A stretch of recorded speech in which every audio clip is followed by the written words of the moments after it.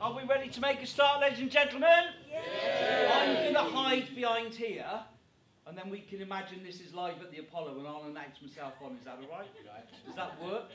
So just join in. Ladies and gentlemen, welcome to Live at Hillview Evangelical Church. I wasn't expecting you to do that. And just give it up for your host, Nick Hill. Oh, look at that. Just hello. And what a fantastic start that is. Was that me? Yeah. Was it? Yeah. It was, yeah. That's a little bit worrying, isn't it? God, that's really weighty. I wasn't expecting that either. So this is nice. I've got to be honest. This is better than the gig I did last week in Cannes. We just 8 people in. It was, yeah. But you know, 8 people. They just gathered round the table. We just had a chat for 30 minutes. And it's nice that you've sort of come in and left the front row. We haven't. No, well done. I mean, do you want to move forward? Yes. No. I mean, well, I can still see you. It's not going to make any difference. You won't get picked on. Or are you happy just... You're fine. The spokesman of the group? No, I think you're fine. We're fine. Sat here. This is really nice because I think we did this gig last year in the Parliament Rooms. Did anybody... Yeah. You came to that gig. And there was... if you're not aware of the Parliament Rooms, it's in Gloucester, right next to the cathedral, very historic, very old. And there was a bat flying round, which was brilliant. And a lady came up to me before the show started and said, "Are you in charge?" I said, "Well, sort of. Can you stop that bat flying?" I said, "Well, I'll tell you what I'll do. When it lands on a windowsill, I'll have a word and ask it to leave. Would that be all right?" And she said, "Oh, if you could." But it was a bit weird for another reason, because we were talking. I was talking about my dog, and I says, "Anybody got a dog in here?" And this lady, "Yes, I have a dog. I have 2. "Oh, great. What are they called?" Whatever their names were. "Are they with you tonight?" No. They're at home." "Oh, okay. And what, would they be well behaved at home?" "Yeah, probably." And it was a bit weird. And it turned out her dogs were at home, but they died about 10 years ago, and they were buried in the garden. Just what a weird response. And not all gigs are as nice as this. I did a gig in February. It was a charity fundraiser. And you know when you agree to something, and the minute you've agreed to it, you immediately think, why have I done this? I should have known by the title of the venue, The Burnt Barn in Chepstow. It was in a really... I mean, I'm from Gloucester, and my impression of Chepstow has always been fairly affluent and fairly nice, but it wasn't on the right side of Chepstow, it was on the left side, Bulwark. Has anybody ever been to Bulwark? It makes Matson look posh, right? That's... I better check, is there anybody in from Matson? Yes! Oh, no. And I should have realised, because they put a post up that said, charity fundraiser, comedians wanted. So I said, "Look, if you want me, I don't mind, I'll come down, do a 20-minute spot." And he looked at my Facebook page and said, "Oh, you playing the band as well?" Yeah. "Would you think the band would play?" "Yeah, probably." I said, "So I'll do 20 minutes at the start, and then the band will do like an hour at the end, and that'll be okay." And it was a fundraiser. They started arriving about 6:15, and they'd clearly all been drinking all day. I was on first. I did about 15 minutes, and it was evident they just didn't want to listen. Absolutely nothing. The second act went on. She did about 2 minutes, and that was it. And then they had a drag act on, right? And this is how bad this drag act was. I'm not a fan of drag acts. Her name was Etta Buffet. Again, I should have realised what sort of gig it was going to be. And he did an hour and a half of the most just obscene material. It was awful. And then the lady who was organising it had her head shaved. She was absolutely paralytic by the time she had her head shaved. The person shaving her head was paralytic. She was just taking chunks out of it. And then we went and played at the end. We did about an hour. And they loved it. They were all up dancing. And then the organiser came up to me afterwards. She said, "Do you know," she said, as a drummer, She said, you look just like that little comedian at the front. She said, but the difference was you're a really good drummer and he was rubbish. Oh, thanks, Sean. That's really nice of you. I forgot to say at the start of the gig, a couple of housekeeping things actually. Just in the unlikely event of a fire, we've got fire exits, obviously, back out the main door. We've got one at the back, and then there's a fire exit over there. And then the toilets, I'm sure you probably know they're just over there. I think that was it, really. We haven't got to do anything else. So and again, what I should have said, what's going to happen tonight, I'm just going to chat to you for about 15 minutes. And then Kev's going to come up and do a little presentation, and then we're going to have your fantastic main act of the evening. Is that okay? I mean, it doesn't matter if it's not okay, because that's what we're doing, to be honest with you. And I've been really looking forward to this gig, because it's been tough, hasn't it? You know, the past sort of 5 or 6 years. We went through Brexit, and I don't mind telling you, I voted Remain, not for any strong political reasons. It's just there's absolutely no way I want to go back to washing my own car on a weekend. I've got to be honest, that joke normally goes down far better. And when I started using the hand car wash, they were just doing the outside, and then I thought, for a tenner they'll do the inside as well. And the first time I took it there, it was really awkward, because I had that sort of Mexican standoff. They were watching me, watching them. And we both knew what was going on. I wasn't interested as to how clean they were cleaning the car. In my stupid head, I was just looking to see if they were going to steal anything. That's how bad it was. And I drove away and I thought, that is awful. What a terrible individual I am to judge somebody who's doing that for me. So after that, I vowed I'll never put myself or them in that situation again. So what I do now before I take it down, I'll just clear the car out of everything of value. Which still makes me very judgmental as a person, doesn't it?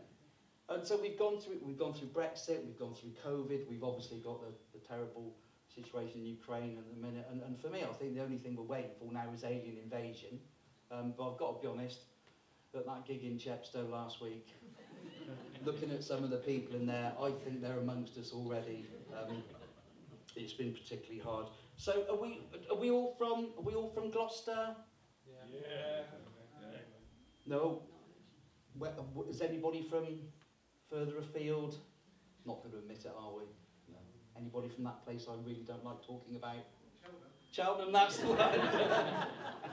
Yes, we've got a Cheltenham put. Well done for venturing over. That's great. And what brought you over to Gloucester? Steve. Oh, excellent. Yeah, that's great. And I'm proud of being from Gloucester. And one of the things I'm really proud about is we've got like a lot of quirky things going on, haven't we? And towards the end of the month, we've got the cheese rolling taking place.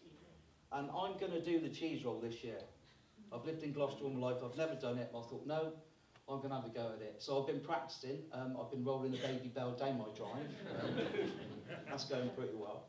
And a few years back, the cheese roll, because it had been banned for quite a while for health and safety reasons, and it was reintroduced. And BBC South West came up to film it. And one of the winners of one of the races was a 15-year-old girl from Blockworth called Kylie. And they interviewed her afterwards. They said, Kylie, you're 15. You've chased that cheese down the hill. You've caught it and you've won. What would you like to say? And Kylie said, well, I got to the top of that hill. And I thought, you know, Kylie, you left school at 13 with no qualifications. Everybody's written you off. I've been training really, really hard, and I thought, I've got a point to prove, not only to my family, to my friends, to my teachers, but to me. And I looked down that hill, I saw that cheese go, and I was just focused on the cheese, and I chased it, and I put all my strength and might into it to catch it. Because I just wanted everybody to see, I can do it. That's what I wanted her to say. What came out of Kylie's mouth to the question, why were you surprised, was this. I don't even like cheese. Bless her. I'm not really doing the cheese roll. Can you imagine this body hurtling down Cooper's Hill? I've retired now, which is different. I've got to be honest. It's 24 hours 7 days a week with my wife.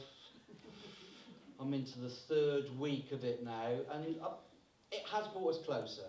It has brought us closer to killing each other. Have we got any other retired people in? I suspect we have. Looking. How do you cope with it? It's. We don't. Simple. You don't. Just say yes. I can't. I have compromised, because before I was retired, she said we can do things together. I said, well, like what? Because she's been retired about 5 years, so she's had plenty of time to get used to it. She said, well, you can come to bowls with me on a Monday. Bowls. Short mat bowls. You'll love it. It's great. It's fun. I've been once, right? And I've been banned. I've been banned from. It wasn't really my fault. We live in Quedgley, so it's at the Quedgley Village Hall, and they've got all the kit. They've got the little short mats, and they've got their own bowls. And I was on the yellow team apparently, so I knew what I was doing. They put little yellow stickers on the balls, which was fine. So I just picked up the black ball. They're all black with a yellow sticker on. I bowled it, and I got a tap on the shoulder. What? That's mine. Sorry? That's my ball. Well, it's just a black ball, isn't it, mate? It's got a yellow sticker on. I didn't. Well, you need to pay more attention, right? I don't like being told things, right? So I let that go. I thought it was my first time. I'll let it go. 4 times he tapped me on the shoulder. On the 4th time, I'm sorry to say, we got into a bit of a fracas, and I pushed him, and I've been banned. And I challenged it. I said, why have you banned me? I said, because I didn't start it, did I? He started it by accusing me of licking his bowl. So why are you is it because I'm the new boy? Is that why you're banning me? And they went, no, but Frank is 92. And he's been coming here for 20 years. And it's just been, 24/7 with her has been, it's difficult. Because it's not like, we've been together sort of 23 odd years. So, and we've been on holiday together for like sort of 2 weeks at a time. But that's fine, isn't it? Because at the end of the 2 weeks, at least you've got work to look forward to and to go back to. But this, it just seems endless. Are you ladies? Well, you clearly look retired now. Do you find time? Oh no, I shouldn't have. Sorry, sometimes I've just got Tourette's. Do you find time to fill your days? Have I got anything more exciting to look forward to? You could volunteer for things. I know. Yeah, I know. What, like the mission? Oh, don't. That's it, sorry that. No, I've got to find time to fill. I've got to find time to fill it. And she said, well, are you going to come to bowls again? I said, well, no, not that I've been banned. So she said, well, we need to find more things to do together. All I suggested was, well, why don't we go to Slimming World? That didn't go down too well. So what do you mean? I said, well, clearly I need to go, and to be honest, since you've been retired, you put on a few extra pounds. No, to be fair, it hasn't been all bad, because she's not spoken to me for 2 weeks, so I'm quite pleased with that. One thing I found as I've got older, I've developed arthritis in both hands, which is, it's not good. It's not good. And I'm a drummer as well, so it's like doing gigs now is absolutely killing. And I found as you get older, you tend to do stupid things. I've realised I'm doing stupid things. So because of the arthritis, I went on Amazon and I thought, I need to find something that's going to help my hands. So I bought these hand stretcher things. And they're great, and you can tension them up to make them harder. And I've been using them. And when I looked on Amazon, they were $5.99 each. But as I say, as you get older, you do stupid things. They were $5.99 each, or you could buy 3 for £16. So I bought 3. What was the point of that? I do other stupid things. We live down by the canal in Quedgley, and in January the canal had frozen over, and as I was walking the dog down there, and I don't know how it happened, but there was a fish just flapping around on the top of the ice, and I don't know how it got there. I thought, I can't leave that. I need to help that fish. I thought, what am I gonna? I need to find something to break the ice. And I couldn't go down near the bank. I thought, well, if I can find a big enough rock and throw it, I killed the fish. Absolutely killed the fish.